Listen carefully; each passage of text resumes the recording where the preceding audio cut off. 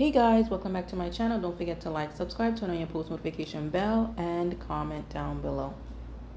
So this video is a reaction to the mom almost losing her eyesight due to wearing. She used 4 times more hair. Oh no, it's called Twisted Up Pre-Stretched 50-inch. So we have Juan and M. That's the duo. They do have, they're YouTubers and they have been for a very long time. I remember the young lady when she was younger, when she was a teenager. I probably saw her videos a few times, but I wasn't really interested. But I see that they have 2 channels now, Juan Eats and Juan M. That's mother and daughter. Okay, let's get into this video right now. So mom was braiding her hair, and while braiding her hair, the strands of hair got into her eye, cutting her eyeball. I know that this have never come across anyone's mind of the hair damaging your eyeball. Well, this did happen to this lady. She had severe pain in her eye. She even called the ambulance because her blood pressure went up. She had swollen eyes, itchy, and there was a roughness feeling in her eyeball. Black women mostly, they braid their hair, and I have never heard anything about such an incident happening where the hair gets into the eye and damages the eye. They were saying because of the all these chemicals on the braids itself that help cause the damage to her eye. I don't know how true that is, but let's listen to the video going forward. If you have ever seen or used braids, you know that the strands are very sharp. So I can definitely see how they were able to cut through her eyeball. I didn't know that they were that short, but apparently they are. Juan, the mom, as they call her, reported having intensified pain. Have worn off, and she's starting to feel pain again. So, yeah, we're gonna talk to y'all in a minute because I'm about to pray for her. Right down here. Maybe don't just make sure it gets like down into the like underneath the clear.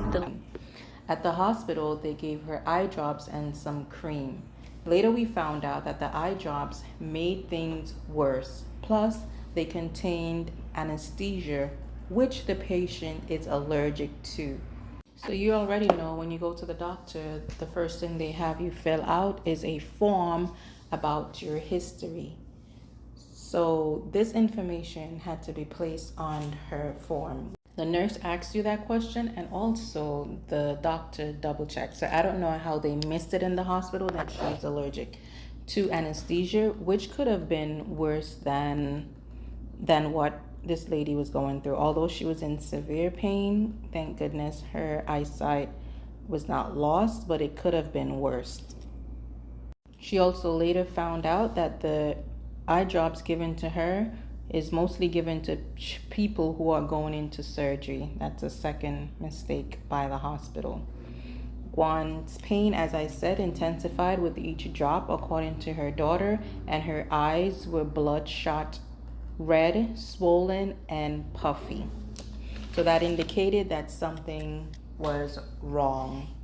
So the daughter did mention that she saw that when she gave the eye drops every 20 minutes, the pain intensified, which made it worse. But because the doctor said these are the directions, she continued. After a day of an unbearable pain and watery eyes, the mom went to her ophthalmologist.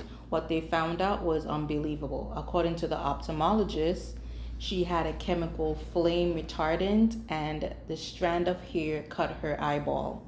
After the ophthalmologist, she was then sent to ear, eye, and nose doctor, a doctor she's familiar with in the area, and they reported that the wrong meds were given at the hospital, which caused the symptoms to worsen. That eye drop is also said to melt the surface of the eyeball. I mean, this could have gone way worse than it did. Thank goodness that they went for second opinions and they were able to reverse the symptoms that she was having. because if you were putting something into your eye, on your eyeball, that will melt it, could you imagine what damage she could have done to that eye? And it's all the doctor's fault, that part. Okay, the mom and daughter called the hospital to verify the information that they were given, but guess what? No one at the hospital knew which eye doctor worked the night before, which was quite strange. You know, I mean, I hope the daughter follows up with this and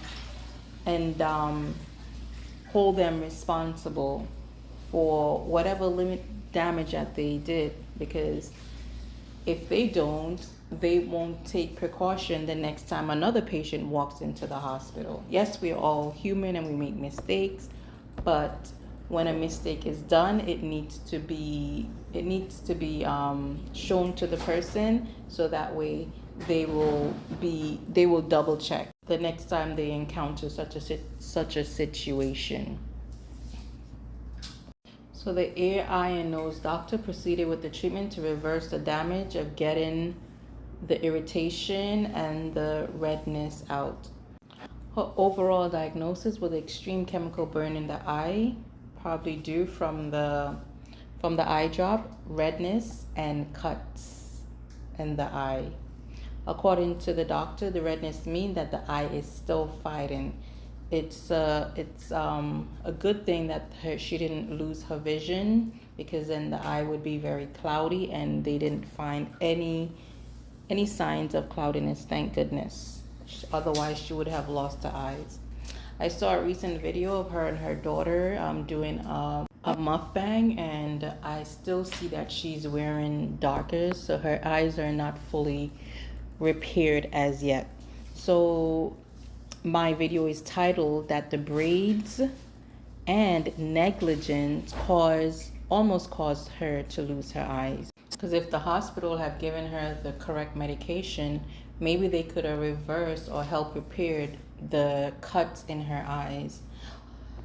So because they didn't realize that they gave her the wrong medication, it made it worse. It made things worse. And I can imagine that eye drop getting into the cracks of that eyeball.